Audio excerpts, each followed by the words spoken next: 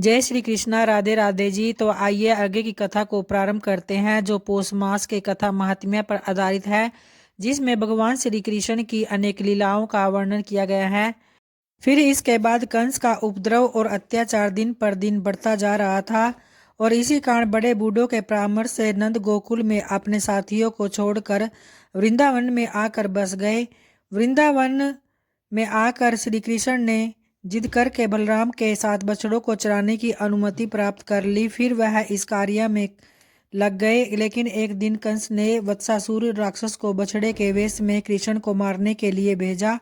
वह बछड़े का रूप धारण करके अन्य बछड़ों से मिल गया। उसे देखकर बाकी सारे बछड़े बहुत व्याकुल होने लगे।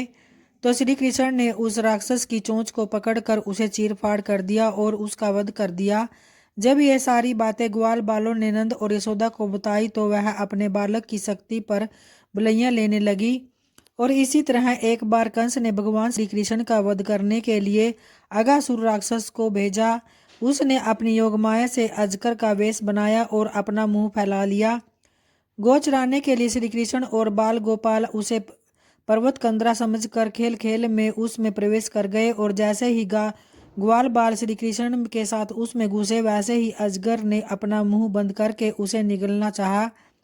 तब श्री कृष्ण ने अपने शरीर का इतना विस्तार कर लिया कि अजगर का दम घुट गया और बाकी सब ग्वाल बाल कुशल पूर्वक उसके पेट से बाहर आ गए। जब एक बार ब्रह्मा जी ने श्री कृष्ण की परीक्षा ली तो उन्होंने उनकी गायें और बछड़े चुरा लिए। जब श्री कृष्ण उन्हें ढूंढने के लिए निकले तो ब्रह्मा ने सभी ग्वाल बालों का भी हरण कर लिया और श्री कृष्ण ने ध्यान लगाया और उन्हें वास्तविकता का पता चला तो उन्होंने तुरंत नए गाय बछड़े और ग्वाल बालों की सृष्टि कर दी।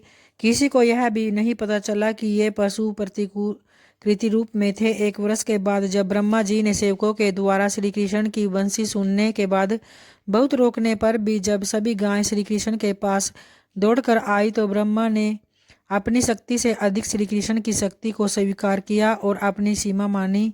उन्होंने श्री कृष्ण की पूजा की और श्री कृष्ण ने अपने द्वारा बनाई गई बछड़ों और गायों की सृष्टि को अदृश्य कर दिया।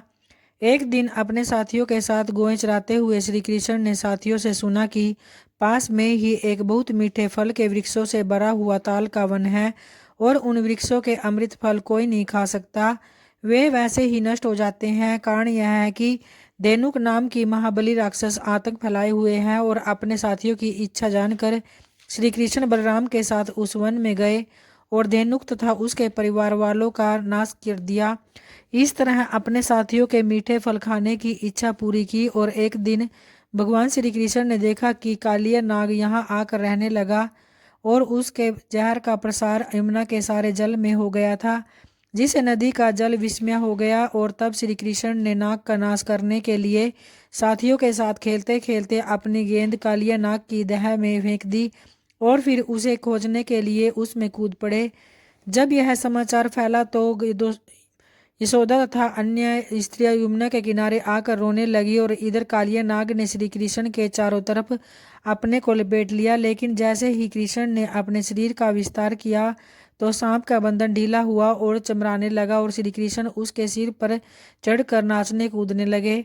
इससे वह और भी व्याकुल हो गया। तब भगवान श्री कृष्ण ने उससे कहा कि वह इस प्रदेश को छोड़कर कहीं और जाकर रहने लगे। तो नाग ने श्री कृष्ण के आदेश का पालन किया और उनकी स्तुति करके यमुना को छोड़कर दूसरी जगह चला गया।